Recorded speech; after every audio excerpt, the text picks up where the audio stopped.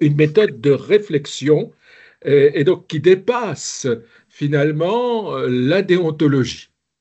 Et c'est quelque chose qui est à l'intersection du droit, c'est-à-dire qu'on ne peut pas faire comme si il n'y avait pas des prescriptions, mais elle a son intérêt dans le silence des prescriptions au moment où il n'y a pas de normes opposables, quand on se trouve dans des situations nouvelles qui n'ont pas été prévues, qui n'ont pas été pensées. Alors par conséquent, je dirais, elle ressort plus de la philosophie que du droit.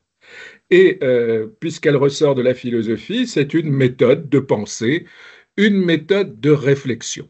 Et c'est la raison pour laquelle on appelle ça une délibération.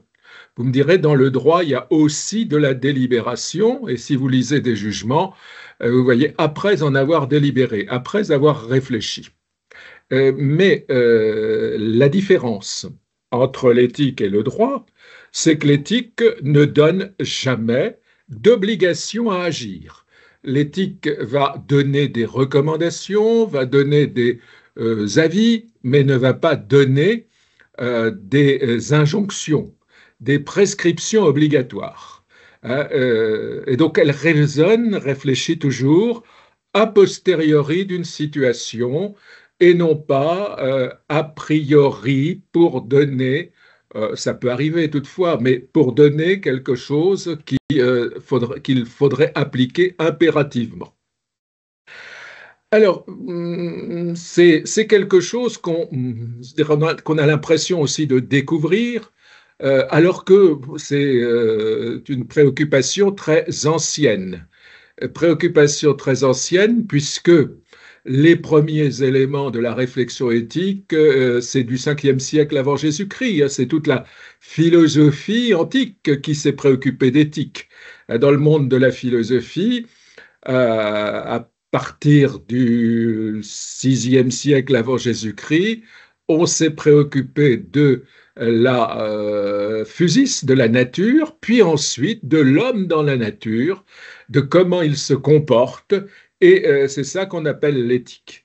Alors ce que je voudrais vous présenter aujourd'hui, si j'arrive à faire fonctionner mon PowerPoint, ce qui n'est pas gagné non plus, euh, ça y est, c'est d'abord de vous donner une définition de l'éthique, de vous parler ensuite des instances de réflexion éthique, des origines, parce que je vous dis là, ça remonte au moins au 5e siècle avant Jésus-Christ, mais pratiquement les choses sont nées d'un certain nombre de circonstances dans la deuxième moitié du XXe siècle, de vous donner ce qu'est la fonction. Et cette fonction, c'est de trouver un point d'équilibre, passer du chaos à l'harmonie. Vous verrez que j'insisterai peut-être pas trop là-dessus parce que on n'aura pas le temps, mais c'est tout à fait intéressant de voir que notre société occidentale, et peut-être pas seulement notre société occidentale, s'est préoccupée de ces questions et qu'elle est organisée en permanence comme un passage du chaos à l'harmonie.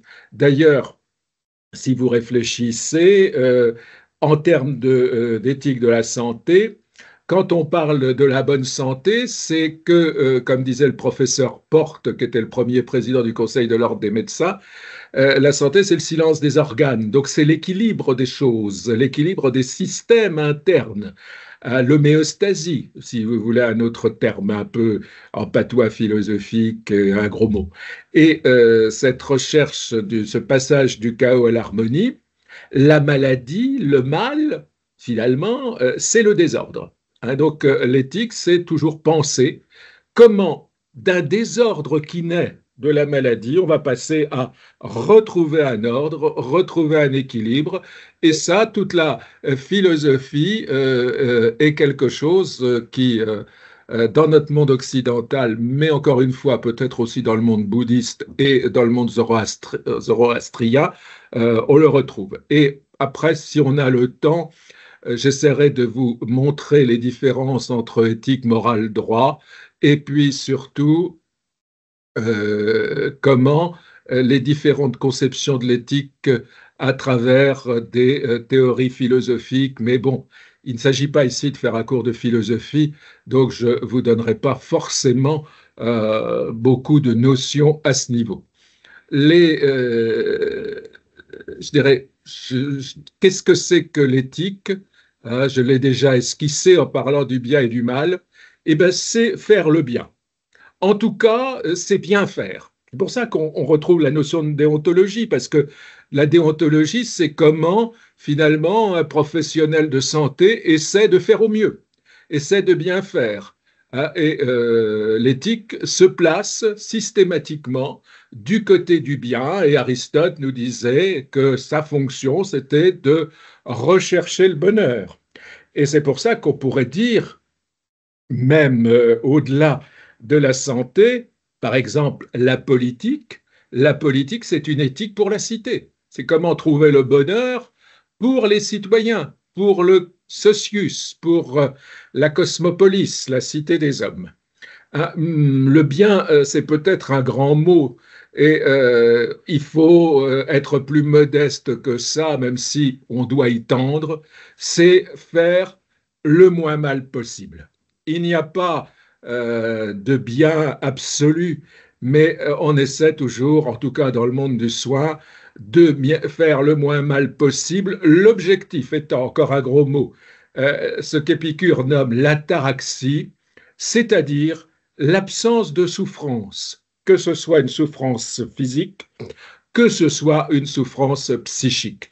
Et pour y arriver, eh bien, on essaie de prendre soin de l'autre.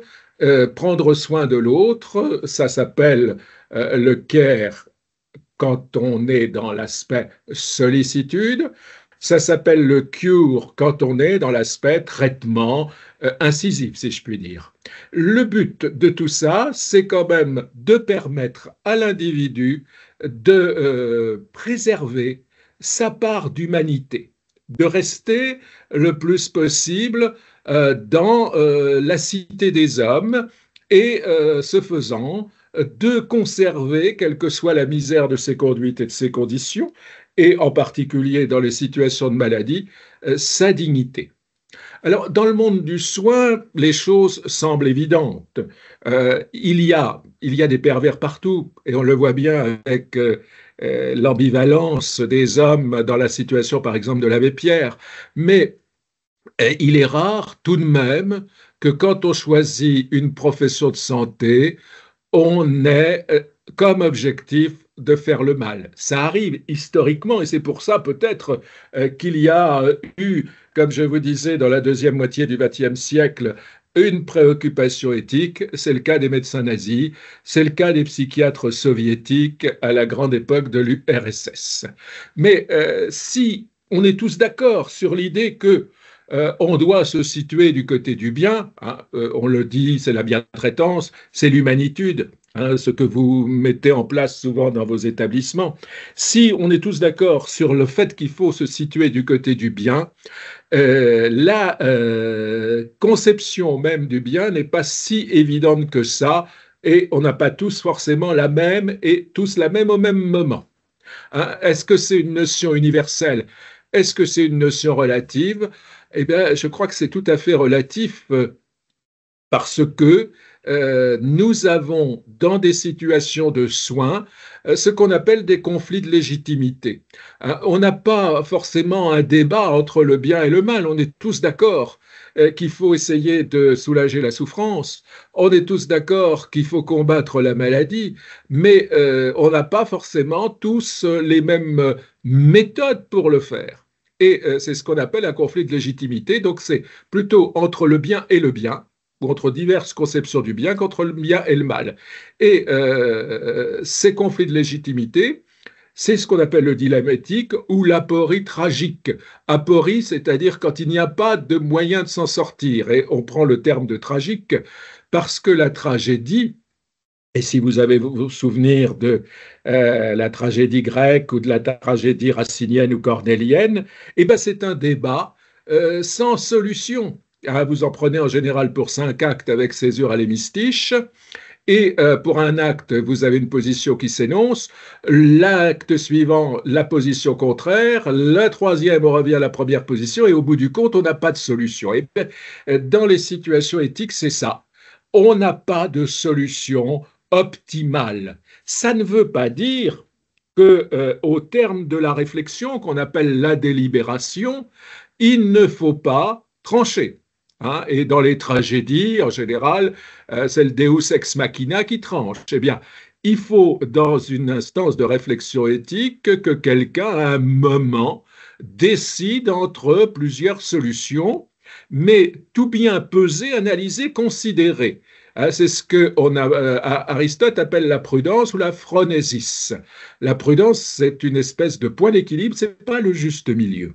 Hein, c'est pas le consensus mou, c'est on a mis tous les arguments sur la table, mais je dirais il y en a aucun qui prend le poids sur l'autre. Et donc il faut bien à un moment quand même choisir, parce que sinon ne pas choisir, c'est choisir, et c'est choisir la mauvaise solution.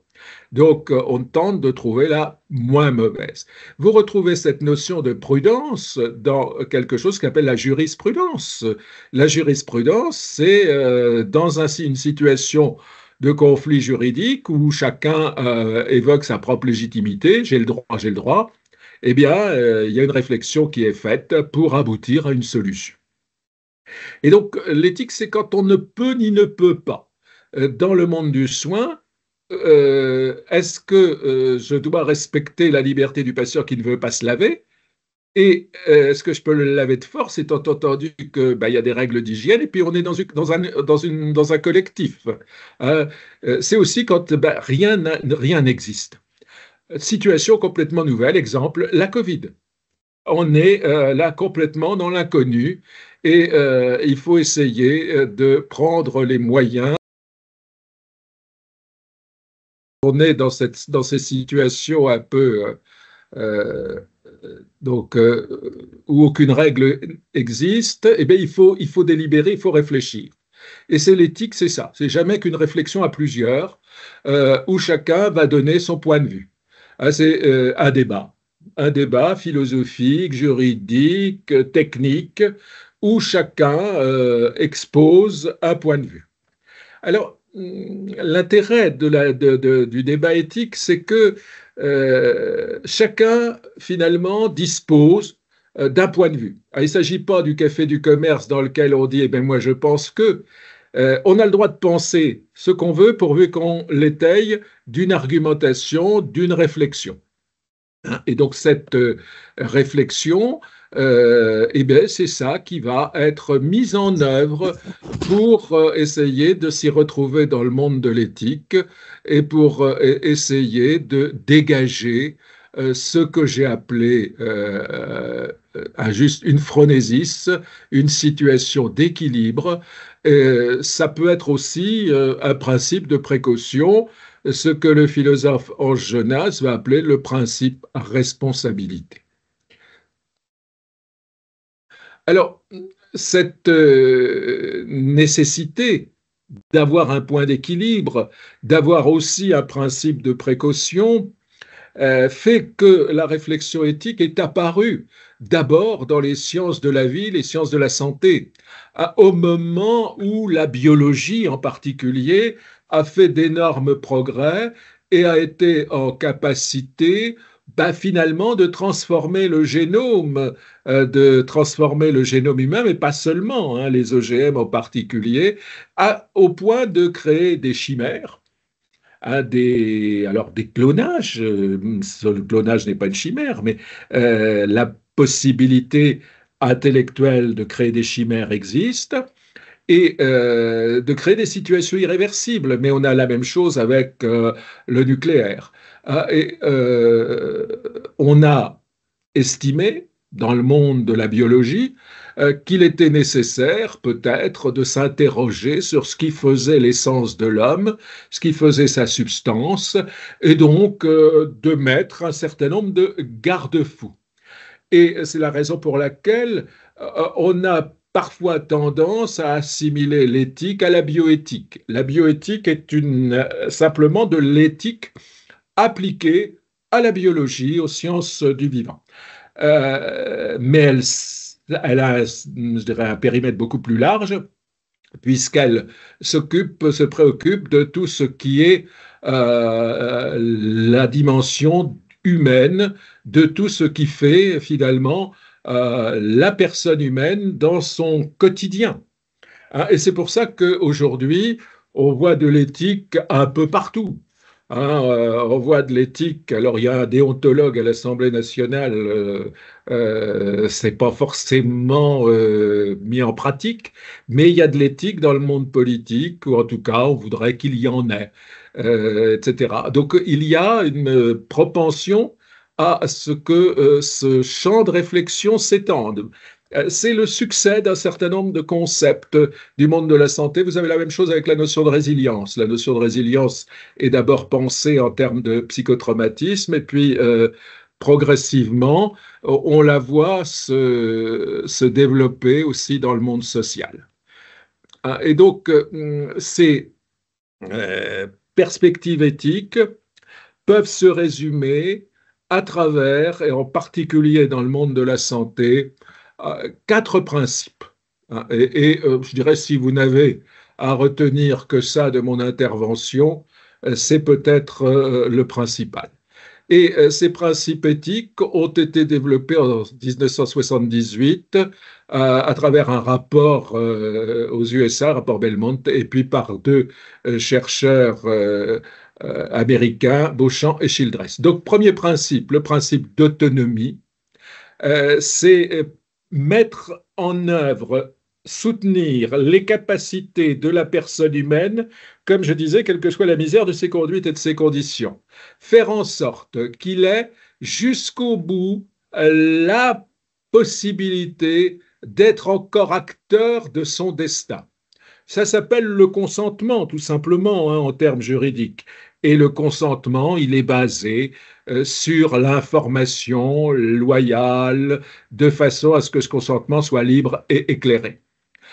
Principe d'autonomie. Alors, l'autonomie est quelque chose, si on a le temps, on en parlera, qui est une idée qu'il y a de la rationalité dans l'homme. Alors effectivement, l'homme est un être rationnel, mais il y a, je dirais, un résidu irrationnel dans l'homme qui fait que ce principe d'autonomie, ben, il est parfois pas toujours simple à mettre en place.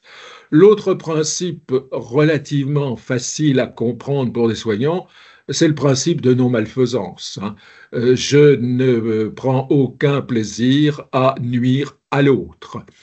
Maintenant, le principe de non-malfaisance, eh ben, il y a des situations dans lesquelles, pour bien faire, on va parfois mettre en cause des éléments de l'humanité. Ou faire en sorte que pour un mieux-être, on crée une souffrance. C'est le cas des interventions chirurgicales. On va faire une blessure pour soigner quelque chose de plus grave.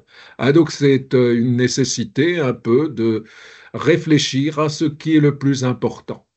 Donc le principe de bienfaisance qui vient, je dirais là, en contrepoint du principe de non-malfaisance, eh bien, c'est toujours une analyse bénéfice-risque.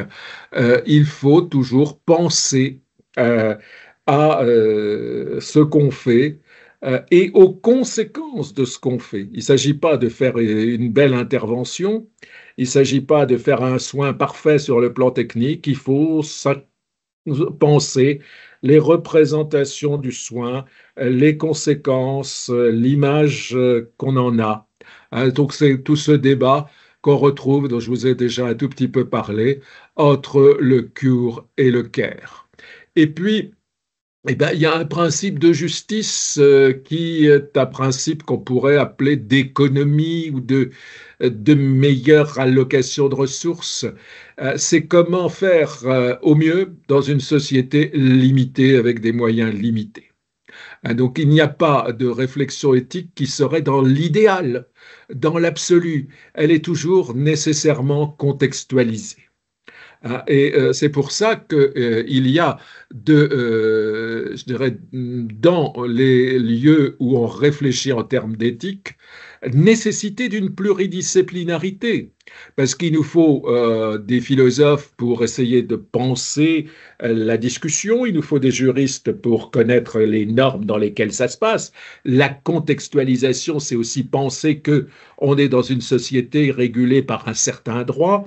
La contextualisation, c'est aussi penser qu'il peut y avoir des règles économiques. Et donc, la réflexion éthique qui serait auto-centrée uniquement entre soignants, nous ramènerait plutôt à la déontologie qu'à l'éthique. L'éthique, c'est un débat influencé par dans la société, dans le contexte social dont on ne peut pas faire abstraction. Et comme je vous disais, puisqu'il y a débat, c'est une délibération. Et pour délibérer, eh bien, il faut avoir organisé les choses, il faut institutionnaliser les choses, mettre en place quelque chose. Hein. Et déjà, définir un peu notre notion du bien. Alors c'est extrêmement difficile, il y a des choses comme ça qui ne se définissent qu'en creux. Hein, on définit l'humanité par ses atteintes à l'humanité, par le crime contre l'humanité. On va définir la dignité par rapport aux atteintes à la dignité. Le bien, on va le définir plutôt par rapport au mal.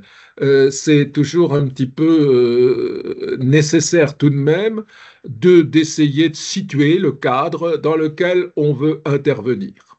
Et puis, on le fait par rapport à une finalité. Et la finalité, c'est quand même essayer de trouver ce point d'équilibre à chaque fois. Alors ce point d'équilibre, le droit aussi nous y amène et il définit des normes et la Haute Autorité de Santé définit des recommandations qui sont, je dirais, une forme déjà de normes juridiques, mais je dirais c'est l'objectif. Donc, des procédures par rapport à une définition des contextes et un corpus explicatif, c'est-à-dire quelles sont les notions philosophiques qu'on va mettre en place. Et ce débat entre notions philosophiques, c'est un petit peu a priori, a posteriori. Est-ce qu'on veut quelque chose d'utilitaire? Est-ce qu'on veut plutôt quelque chose qui nous amène dans un débat d'idées? Première chose, c'est qu'il faut penser des structures. On ne fait pas d'éthique, je dirais, comme ça. Alors, chacun individuellement a sa propre éthique, mais dans la mesure où il y a des conflits de légitimité, il faut bien trouver des instances qui vont permettre l'expression de ces légitimités et l'arbitrage entre des légitimités diverses. Et on a, je dirais, quelque chose d'assez bien structuré en France. On a même été pionnier en ce sens, puisque c'est venu du national. C'est pas, je dirais, c'est descendu vers la base et pas monté du terrain. Mais ça fonctionne et la première instance qui a été créée en France, c'est le Conseil consultatif national d'éthique en 1984. Et ce Conseil consultatif national d'éthique, il va finalement influencer la construction de ce qui se fait ensuite au niveau régional et au niveau local. Le CCNE, eh bien, il réunit des professionnels de santé, des philosophes, des sociologues, des juristes, des familles représentant les différents modes de pensée, et en particulier les représentants des grandes religions, mais aussi des non-religions, hein, parce qu'il y a un certain nombre de conseils d'espaces éthiques locaux qui invitent une religion, pas forcément les autres, et qui oublient qu'il y a des gens qui ne croient pas et que ces gens-là ont droit aussi à l'expression. Et donc le CCNE a essayé d'être pluraliste et représentatif. Et il rend des avis sur des questions qui lui sont posées par le président de la République, les députés, les différentes instances au sein des pouvoirs publics, et puis il peut s'auto-saisir lui-même d'un certain nombre de questions. Et il rend des avis toujours extrêmement balancés. avec non pas toujours une recherche de consensus. Il tente le consensus, mais s'il n'y a pas, ben, il donne aussi les avis divergents. Donc il donne finalement une photographie de l'état d'une pensée autour des questions de santé à un moment T. Et les espaces éthiques régionaux qui se sont créés vers 2010 ben, fonctionnent un peu de la même façon. Alors moi, je connais moins le fonctionnement de l'espace éthique Bourgogne, mais dans la région centre, euh, les gens qui sont au conseil d'orientation sont nommés par arrêté conjoint du président de l'université de Tours et du président de l'université d'Orléans, ainsi que du directeur du CHU. On a, je dirais, cette particularité d'avoir deux universités, mais maintenant, Bourgogne-Franche-Comté, vous avez la même chose. Et il y a un collège de personnalités issues du monde de la santé et un collège de personnalités issues du monde de la société civile et de l'université. Et donc, on débat d'un certain nombre de questions qui nous sont posées. On soutient aussi la création d'espaces de réflexion éthique au niveau local. Et ces structures locales, eh bien, on essaie d'aider à leur fonctionnement, on répond aussi, on leur donne un certain nombre de matières, d'arguments, de réflexion quand elles sont un peu en difficulté. Et les structures locales fonctionnent ou devraient fonctionner, comme je le dis, d'une manière assez identique en s'ouvrant à la société civile. Et la difficulté est de pas toujours trouver un juriste, pas toujours trouver un philosophe, pas toujours trouver un sociologue. Et c'est pour ça que parfois il est bon de mutualiser les espaces plutôt que d'avoir une balkanisation où chacun vaut son truc à soi avec une absence de moyens. Comme je disais, c'est donc une pratique en extension, mais je ne veux pas insister là-dessus puisque je veux me réserver aux situations de la santé. Donc, et voir avec vous maintenant comment les choses se sont un peu organisées, pourquoi on a pensé qu'il était nécessaire d'avoir une réflexion éthique. Et donc, c'est monté d'un certain nombre de causes historiques. Alors, je vous ai dit que dès le 5e siècle avant Jésus-Christ et même avant, les questions de l'homme, quel était son destin, quelle était sa situation, pourquoi il était là, se sont posées. Alors, c'est tout à fait intéressant d'un point de vue anthropologique de se questionner là-dessus.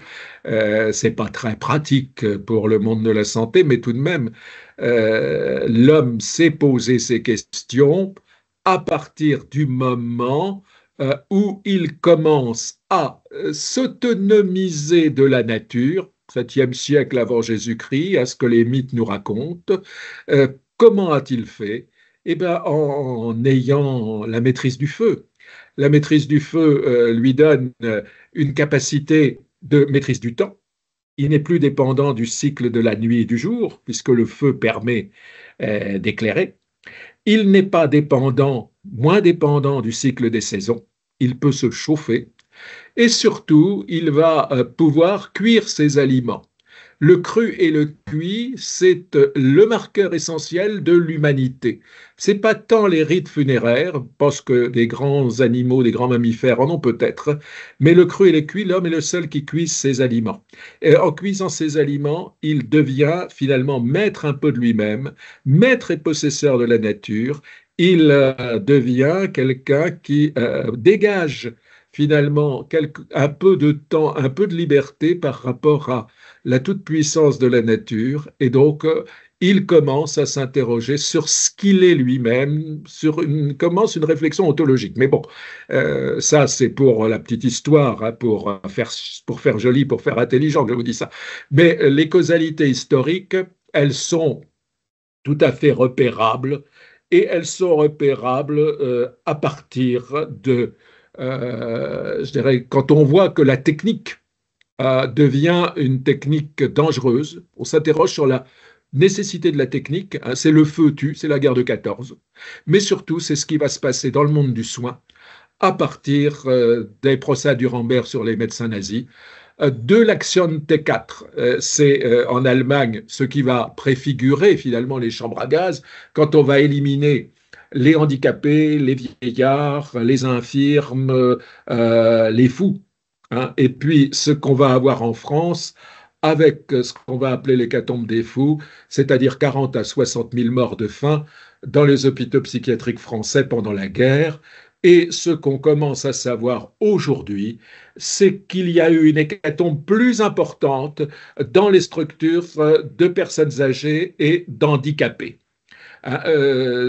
Ça paraissait normal finalement que les personnes âgées meurent, mais on s'est rendu compte que les privations alimentaires dans ces établissements qui avaient établi des normes extrêmement strictes, des protocoles extrêmement stricts et qui n'ont pas transgressé, ont amené une surmortalité. On aura la même chose un petit peu avec la Covid. La psychiatrie a beaucoup aidé aussi à cette nécessité de la réflexion éthique. Parce que dans le monde de la psychiatrie, on a inventé un peu tout et n'importe quoi. La lobotomie, c'est-à-dire l'intervention sur le cerveau pour traiter d'un certain nombre de troubles du comportement, l'électrochoc, les abcès de fixation, c'est-à-dire que si vous aviez mal physiquement, on pensait que vous aviez moins mal psychologiquement, etc., etc. Donc la psychiatrie a amené déjà dès la fin de la guerre une réflexion nécessaire sur l'éthique.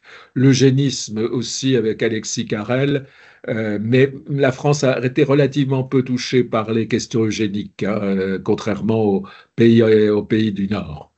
Et puis, plus récemment, des essais, alors le clonage, la brebis de Lille, le bébé Amandine, les bébés Fivette, nous ont amené à cette réflexion, mais surtout des essais cliniques sauvages.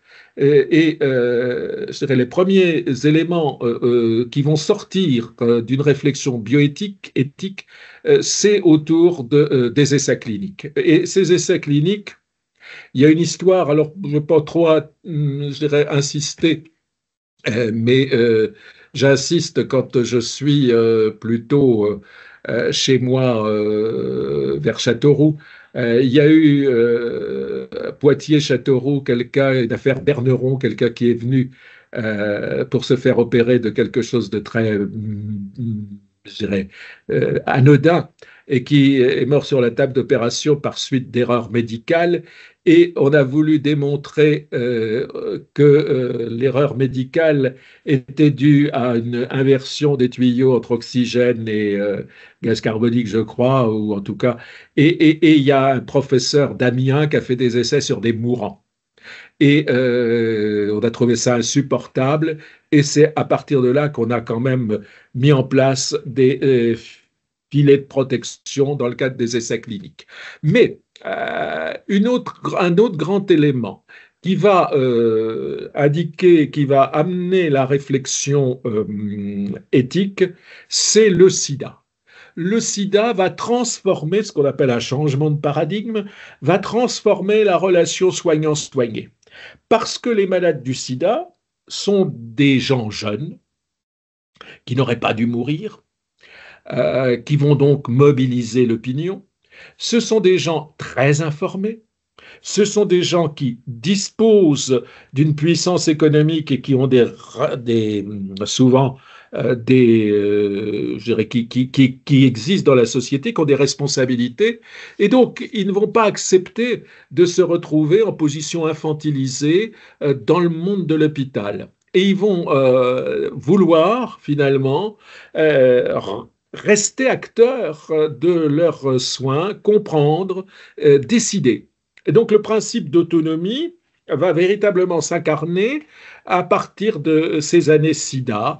Et ces années SIDA vont refonder finalement le partenariat soignant-soigné et refonder un petit peu l'idée du contrat médical et du contrat de soins par extension. Hein, et ça va donner la loi du 4 mars 2002, dite loi Kouchner.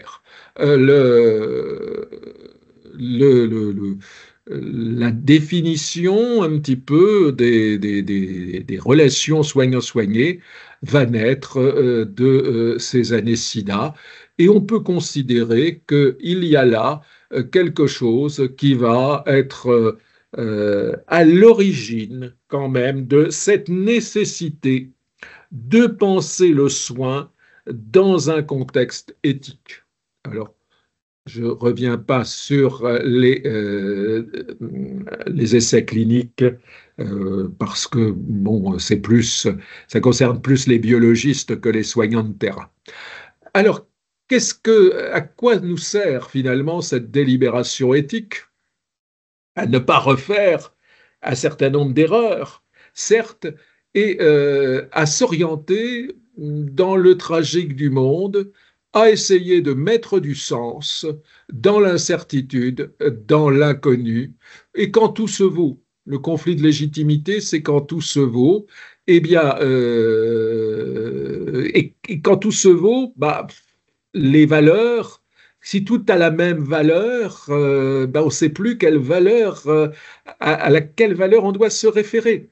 Et donc, c'est retrouver finalement une échelle de valeurs. Et retrouvant une échelle de valeurs, c'est retrouvant du sens à ce qu'on fait. C'est retrouver une orientation. C'est retrouver une finalité dans son travail.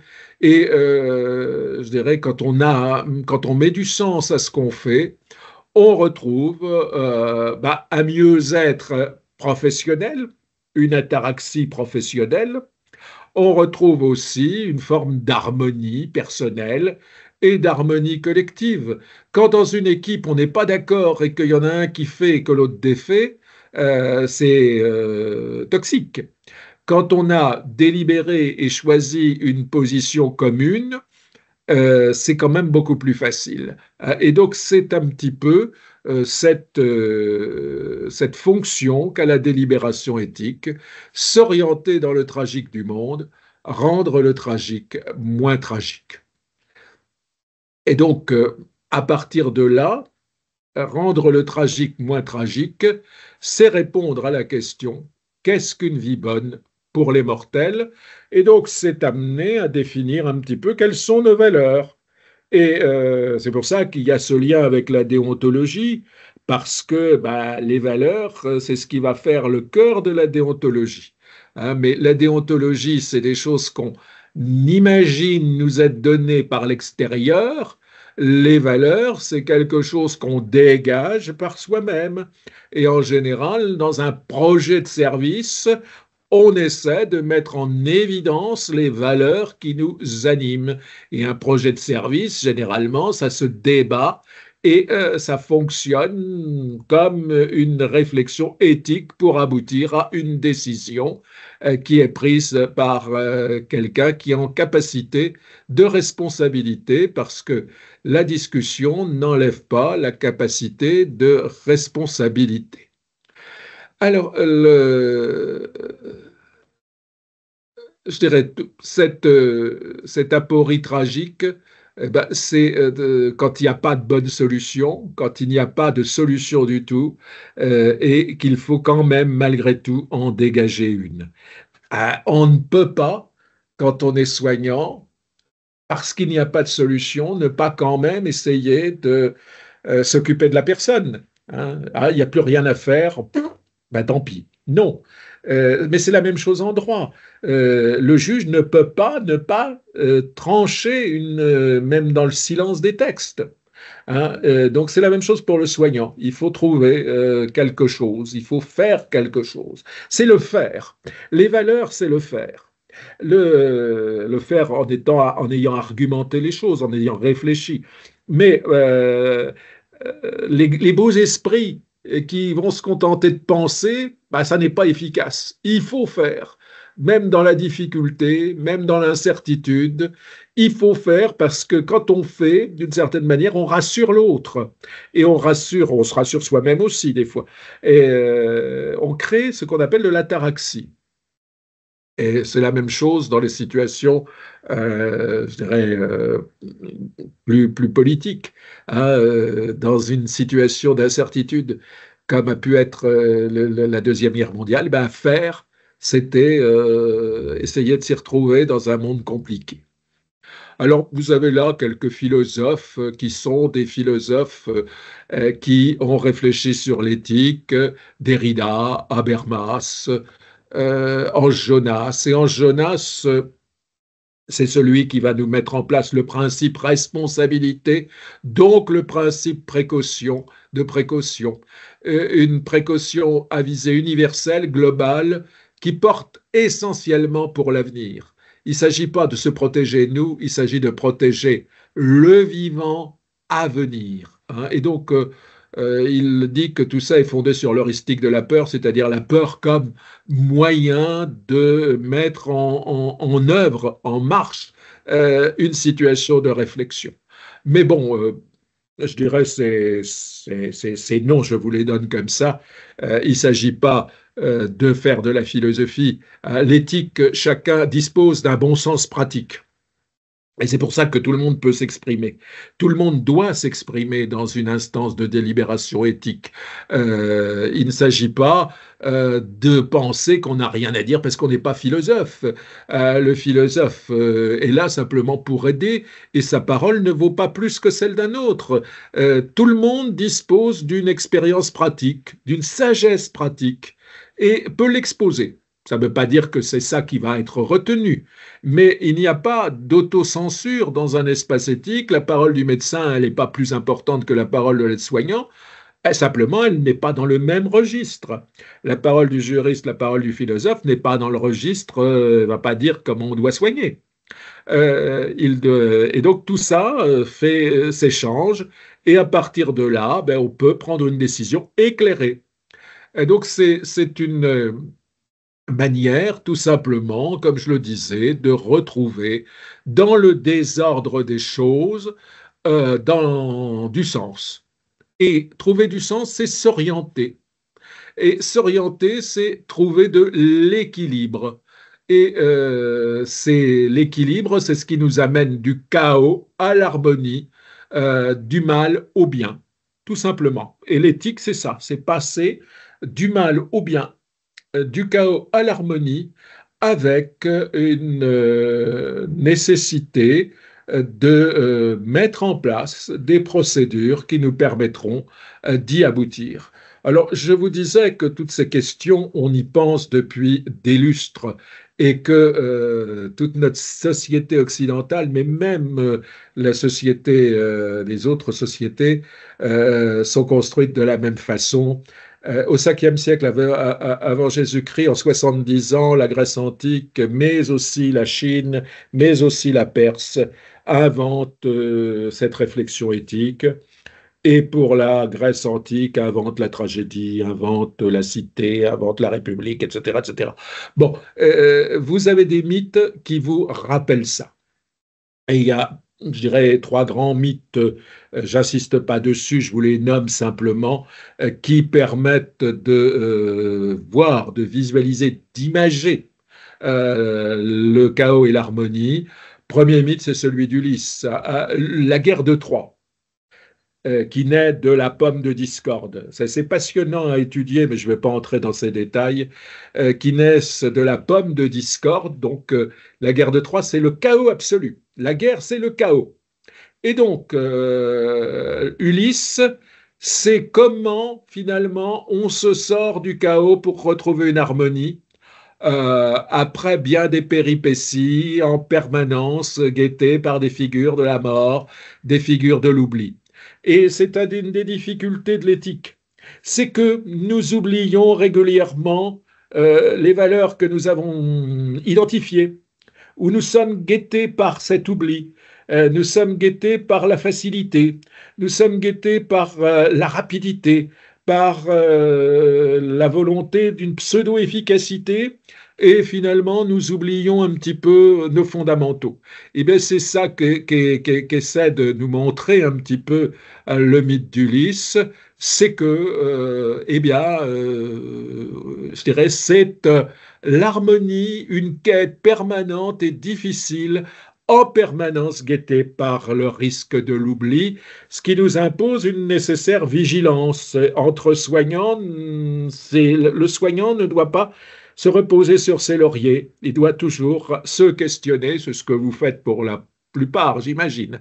Vous avez un deuxième exemple, alors je ne veux pas rentrer dans la définition dans l'explication du mythe d'Ulysse, même si c'est passionnant encore une fois. Et si vous avez le temps, je vous invite à essayer de relire l'Odyssée, vous y trouverez plein de choses sur ce qu'est l'éthique. Vous avez un autre exemple, c'est Oedipe. Le mythe d'Oedipe, c'est pas seulement ce qu'en ont fait les psychanalystes, hein, le fils qui couche avec la mère et qui tue le père. Non, c'est le passage d'un désordre absolu qui remonte bien avant l'incident, la querelle d'automobilistes entre Oedipe et son père, mais qui remonte à quelque chose qui a été euh, un non-dit absolu qui va impacter toute la vie. Et ce non-dit, c'est inconnu. Hein, les parents boivent, les enfants trinquent, c'est un peu ça. C'est comment finalement nos histoires, nos secrets viennent parasiter nos comportements.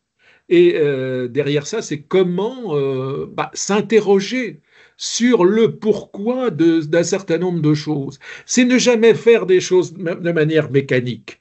Et l'éthique, c'est ça, c'est ne jamais faire des choses de manière mécanique, mais toujours essayer de les faire de manière mettre de la raison dans la déraison, mettre du rationnel dans l'irrationnel, mettre de la pensée dans l'activisme pur. Et vous avez, à travers le mythe d'Oedipe et la compréhension du pourquoi Oedipe a tué son père et comment l'interprétation qu'en fera Antigone plus tard en disant non, c'est jamais qu'une interprétation, c'est mettre du sens dans ce qu'on fait, mettre du sens dans le quotidien, ne pas être le jouet des événements. Et l'éthique, eh bien c'est ça, c'est ne pas être le jouet des événements. Vous le trouvez absolument dans le mythe d'Oedipe. Et puis, vous avez... alors là, encore une fois, c'est tellement intéressant que j'ai insisté beaucoup, mais c'est essayer toujours de mettre de la raison dans les passions, dans les émotions, dans les pulsions. C'est jamais que le connais-toi toi-même. L'éthique, c'est une tentative pour aller individuellement vers le connais-toi toi-même et pour aller collectivement à la recherche de ce qui va nous influencer, des non-dits, des modes de défense, des fonctionnements de groupe, des prises de pouvoir, etc. C'est comprendre comment fonctionnent les individus particuliers, les individus collectifs, les personnes physiques et les personnes morales. Et tout ça doit nous permettre d'aller vers une autonomie, mais une autonomie qui saurait que nous sommes déterminés par un certain nombre de choses. Et le mythe d'Oedipe, c'est l'histoire d'un déterminisme. Et nous sommes tous déterminés. Nous sommes déterminés par notre histoire, nous sommes déterminés par nos convictions religieuses, par nos convictions philosophiques, nous sommes déterminés par notre langage, nous sommes déterminés par les conditions économiques, etc. Et donc, c'est essayer, c'est pour ça que je vous disais, il faut que ce soit en pluridisciplinarité, c'est essayer d'avoir une réflexion, une pensée sur ce qui fait que nous avons des obstacles à notre autonomie et comment, à partir du moment où nous décryptons ces obstacles, nous allons gagner une forme de liberté. Cette liberté, et comme disait Camus, hein, parfois il arrive que les décors de la vie quotidienne s'écroulent, le pourquoi se pose et tout commence dans une lassitude teintée d'étonnement. La lassitude accompagne la fin des actes machinaux de toute une vie.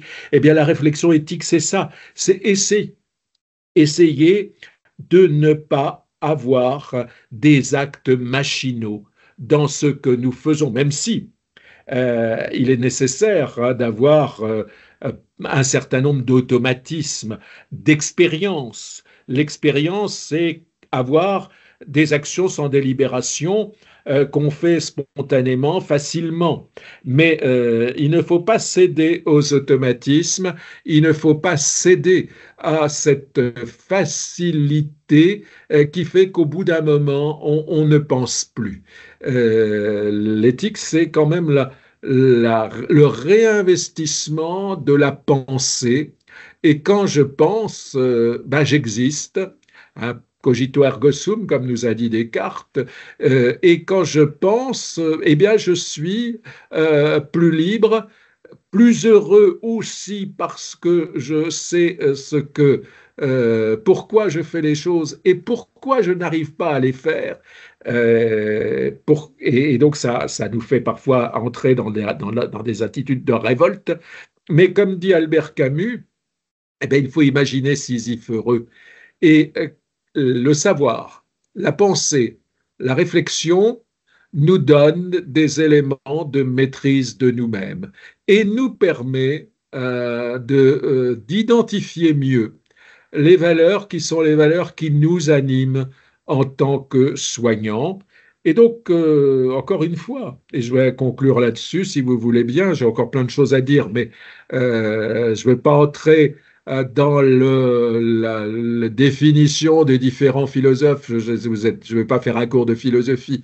L'important, c'est que dans ces espaces éthiques que nous mettons en place dans les établissements, nous ayons une pensée autonome, collective, interactive, un débat dans lequel on va dégager les valeurs que nous essayons de promouvoir pour les autres, même pour l'ataraxie globale du système, meilleure santé de l'institution, meilleure santé des personnes, psychologique ou physique, meilleure santé de nous-mêmes en trouvant du sens à ce qu'on fait, dégager les valeurs qui nous animent, ces valeurs qu'il ne faut pas perdre de vue, qu'il ne faut pas oublier. Et donc, les discussions en espace éthique ne sont jamais que des piqûres de rappel permanentes et collectives des valeurs qui font que on continue à travailler dans des métiers qui sont difficiles. Voilà, je vous remercie de votre attention et donc je reste à votre disposition maintenant pour un certain nombre de questions. S'il y en a qui ont envie de peut-être entrer plus avant dans la discussion philosophique, eh ben, Emeraude pensera à une formation peut-être, et il y a des formations éthiques, j'aperçois Maria Michel, notre présidente, qui dispense des formations éthiques, eh bien, je vous engage à aller peut-être plus avant dans cette réflexion. Moi, je n'ai fait là qu'une intervention de sensibilisation dans cette grande générale pour nos webinaires Emeraude, mais il y a des formations Emeraude sur l'éthique beaucoup plus avancées, beaucoup plus poussées, et qui vous donnent des choses plus détaillées sur la philosophie et sur un certain nombre de valeurs, notamment la dignité. Et je conclus un tout petit peu là-dessus. La dignité est quelque chose qui semble aller de soi et qui ne va pas de soi parce que il y a une dignité de nos comportements, mais il y a une dignité de la personne en soi, ce qu'on appelle dignité posturale et ce qu'on appelle dignité ontologique. J'insiste pas là-dessus. Je vous laisse finalement sur votre faim avec peut-être le désir d'aller plus loin et de nous rejoindre dans nos formations Émeraude, n'est-ce pas, Madame la Présidente? Voilà, merci à vous et je suis à votre disposition pour des questions et des réponses si je les ai.